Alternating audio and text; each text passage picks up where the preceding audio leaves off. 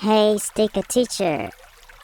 How do you say lazy in Vietnamese? Haha, why? Asking for a friend? Yeah, his name is me. Lười. That's how you say lazy. Repeat after me. Lười, lười, lười, lười, lười, lười, lười, lười, lười, lười, lười, lười, lười. Can I repeat it tomorrow? Sloth, you are the word.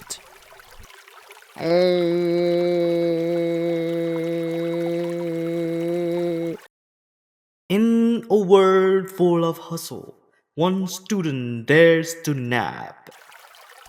But I'm not that lazy. Can you repeat that? Again, please. No, Again. enough.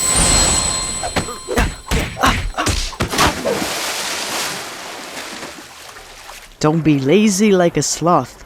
Take a Vietnamese lesson at explorevietnam.ca before you nap again.